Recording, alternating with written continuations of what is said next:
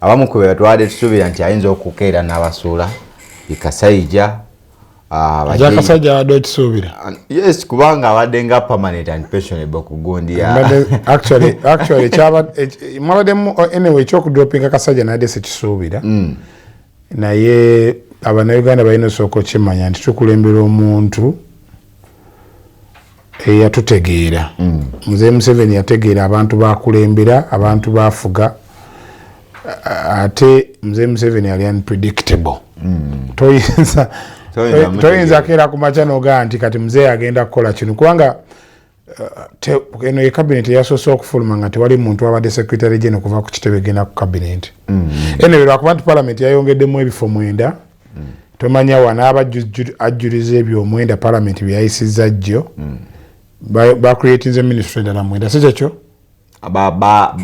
nga bwe zibadde yasi erigundi yabadde ya rigo ey'amateeka okulaba nga Museveni oba president yalonze kiteekebwa mu nkola ng'amateeka bwe galagira.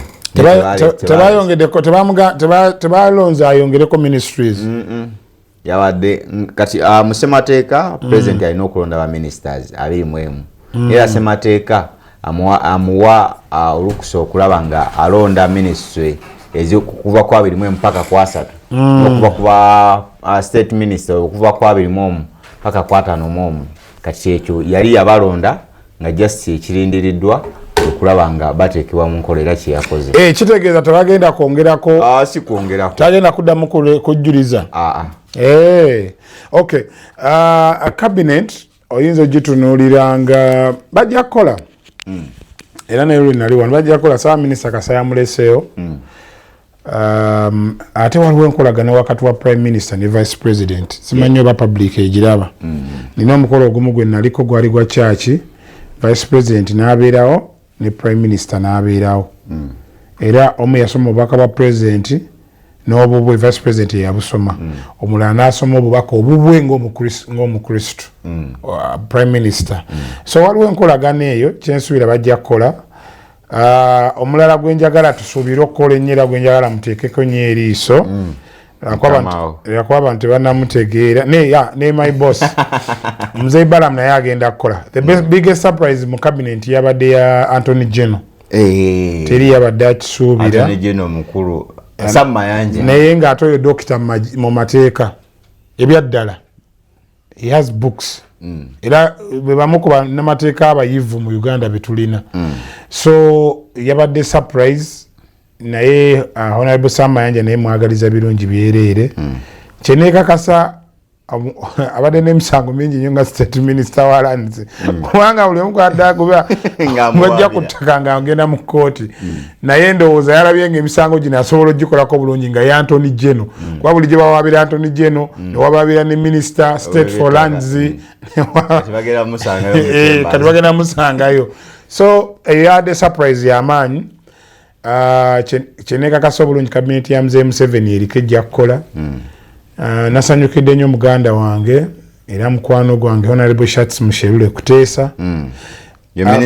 Abantu abasinga bayinza okuba nga tebamanyi wa Honorable Shatsi gye yajje ministry eno.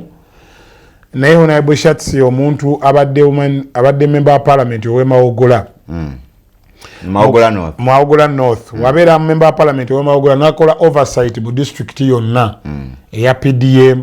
Ey'emyoga ng'agenda alambula abantu bano sente mwazifuna. Kakati olunaku lumu muzeeyi yakyalako saidi z'Essembabule eyo naliyo ku mukolo. Honorable Shatsi n'amudisplay nga testimonies z'abantu abadde bajja bafuna PDM, abafunye emyoga, abafunye eki. I think she worked for this. Era waliwo abamu abadde bagamba tagenda kukola gyalo bakakasa Honorable Shatsi omu ku baminisita bagenda beewuunyisa. Agenda kuba surprising mwenna. Bw'otunuulira mu local government n'otunula Honorable Balaam. Muzeeyi omanyi local government eyo yeerondera PDM. Yegivunaanyizibwako. Kyeneekakasa obulungi muzeeyi yakoze yawadde Balaam okumuyambako to oversee enkola eya PDM okulaba ng'etuuka mu bantu. Kubanga Balaam y'omu ku baminisita gotagenda agamba nti bagenda musanga alidde ssente z'abantu. He has been a rich man for long. atanaba kujambwa minister wadde musajja mugagga so Honorable Balam neto mwewuunya engeri gyatali nnyo muntu wa kamera ojja kwesanga nga yamutaddeko nammere nammere naye tomwewuunya we yali saidi ze Masaka nga ajja mu Kalulu yagobako town clerk Mulambe Masaka awo so kyenneekakasa obulungi nti ajja kukola naye bulungi ministry endala gyendaba yeya public service Katumba Wamala awo tewagenda bamuzanyaawo bana abakozi ba gavumenti simanya tebaliyo simanya biki kubanga kati waliyo ne minister Mululi Mukasa yatuyinza okubanga bamusudde waliwo ba minister bonga tubadde tulinda bwenyiga kwebali ani nkyenkugambye ekiri nti muzeeyi yali unpredictable kati gwokimanyi muzeeyi yakuta secretariat namba yonna n'agirekawo nati era akyalina gundi akyalina mandate asobola okugikyusaamu n'abaleetawa akyasobola okukyusa cabinet ye negenda obeera approved nati akyalina mugundi ye wayagalira ne bano balonze basobola okukola ebbanga lya mwaka amateeke mulagiro anyway naye as of now first list yasoose okufuluma nga tebaliiko naye ekyokulala nze n'ekirala ekyalisezaawo secretariat kyendowooza ekyo kimu ne woofiisi ya Hajati Adija 71% yeno erabika yawa muzeeyi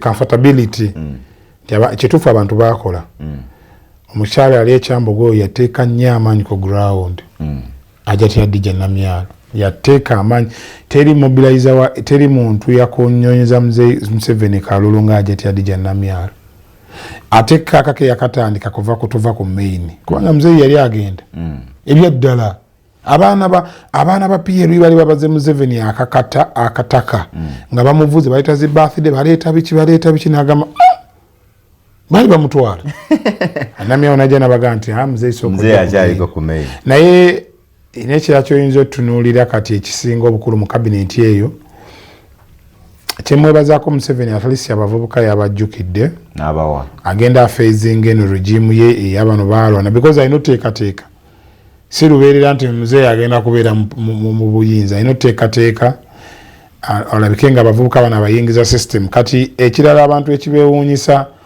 I think Balam bamuleese because omulimu gwa Ministry of Local Government gwegulwa oba managing aba district ba chairman ba district bonna ba mayor b'ebibuga naddala bano abatali mu KCCA Act bw'otunuulira bakawo bonna ba town clerk bonna babeera under you aba town councils buno buli wansi so naye kyemanyi yamuleese ayambeko mu kumanaginga then n'okumutraininga and I don't want people to underestimate Balam. Balam is one of the most educated leaders mu cabinet ya muzeeyi kale musamali soko obuze ku bantu ate omale ogenda buuza ku bantu kuba budakika mulaba butono yo submission mu dakika nga 2 ate wabuuzaagende ndi mwenyamivu nnyo bigambo bya muganda wange ono bimazeemu amaanyi tewafunye minisita ewammwe Mbale oba bamugjewo kyogere kamera yiye obwa state bw'oyogerako ofunye ate batafunye Wanyoto agamba Wanyoto first time in parliament ne bamuwa obwa minister oba public service omanyi asset gye tuyina mu Wanyoto era kati gwe kyoba okola bw'ova wano mukubira essimu akufunira omulimu gwa public service kankubuulire muganda wange nga sineeyanjula omanyi njagala nnyo tujje ku mpewo tuwe abantu ebintu ebigendo bazimba ate tubaye ku magezi tubabuulire tubeerenga banamawulire tuleme kubeeranga ba useful idiots tuleme kubeeranga baperepese tewafunye minister oli wano agamba bantu mbuzimanyi shatisi yakolera nnyo president Museveni kakati kankunyonyole shatisi gwayogerako muwala wa Saamu Kuteesa alinga president Museveni abaddenga yeebaza nti kati nzijeyo Saamu Kuteesa kakati ndese shatisi muwalawe bwetuula wano kati yali yamusuula naye yaliko mu cabinet kati agenda akola bukozi bwa nammere muwala wani si wasempijja kati abanga akola bukozi bwati kati awo go kikulumira bwati yawangudde akalungi yes fine naye akola bukozi bwati kati gwawo kikulumira wao kulaba koko abantu abapya siba buli kaseera abaana babalwanyi baana babalwanyi oyagala abe wani balese minisa bavuka owavubuka simuyinaako buzibu nati bebabambe yalo simuyinaako buzibu ebiseera ebimu wali abantu abamu bootunuulira muganda wange ono aleme kulimba bantu nekira aleme kugamba bantu mbu simanyi waliwo be baleseewo lwakuba bakolera nnyo pulezidenti Museveni baali ku ground fine nzikiriziganya nakyo mama Namyala akoze naye ate tosusuta nnyo bantu tobanga agamba nti be bakola nnyo Nabbanja yakola naye kabadde akaseera akoleddemu ensobi nnyingi mu ministry ate nze nabadde ensobi n'okulaba Nabbanja nga bamudropinze ku nsobi ze otusobola okugamba muntu yabba amabaati abantu babba amabaati bakulumpanyiza amabaati bakulumpanyiza embuzi z'ekalambojja ate obakomyawo mu kabineti gwagamba nti oli mu kulwanyisa nguzi waneeno Amongo bamutwala gwakubba sente za gavumenti abakinaako na bwino nti yabba okitegeera tebakinaako bwino nti yabba bamutwalaganya muntu naye ate wali ababba amabaati banaye abatulaba nze ndi munyiivu abatulaba amanya n'eddoboozi ze musamali balamusizaako mwena abakedde ku KTV nze Shafik Alfred Kananula amatenda amajuvu ga Mukama Katonda w'ekisa ekingi naye katwazise ekyomuwendo obulamu okubanga tulwaleero afunire ekiko kale katugendeko mugumulamu ensonga obadde olina kwambala ya yero naye nga nabadde nkwewunyisa okuba toli ku kabinet wujja bunyama namulabye mu kisaati kya yero ng'ali mugamba abantu Buterevu tukomyewo akyali ku KTV atongera okwaniza kumeza bannamawulire ensonga nyingi nnyo aze tuliko musamali we tugendedde obadde olaga obweraliikirivu bwafunye okulondebwa n'obusungu bwolaga mu kulonda mu kabineti eno abantu gye bagaye ate president yagezezaako okubanga awa buli region n'agiwa abantu ate abantu ab'amaanyi mu region be yawadde omanyi Ssebugenyi saagala kutunulira nnyo olinga akwata omunnyo oteeka mu kiwundu wadde okyayagala Moses Ali nga kyekikuluma nti si kyekinnuma ate ekyo nasanyuse nnyo okulaba nga abantu ba Moses Ali babawumuzza naye nze saagala nnyo ate kutunulira ku kya region kuba already yakimaze tasobola kuddamu manyi mu president Museveni ali unpredictable Buganda yakimaze Buganda region erina okusinga baminisita kuba already be bantu ye majority Buganda yesinga kuba minisita yes yesinga baminisita erina 16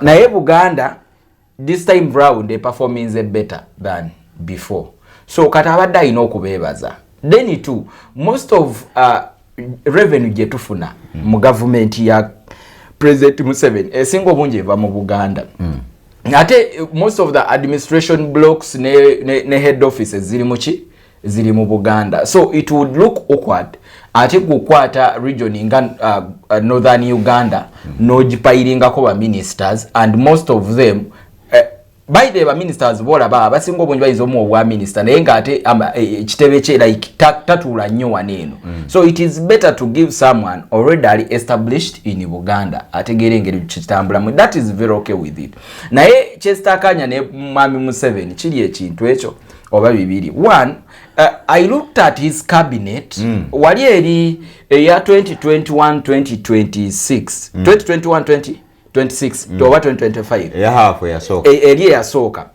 ey'abavubi it was a little bit at least kaleko naye ate wano kyatuleetedde kuza nja kukwatayo abantu nga ministries ngenda kukubira mu ministries nga satunya then nkuweeko ne bali bajjeeyo abadde ne experience na nsonga lwaki nze njogera bwentyo nja kutandikira ku Dr. Ruth Acheng wadde jekiro yakozeemu enkyukakyuka kusaawa nga nyaawo yakoze enkyukakyuka n'agamba nti kati awabadde government chief whip kati watadde Ruth Acheng ate wabadde Ruth Acheng watadde government chief whip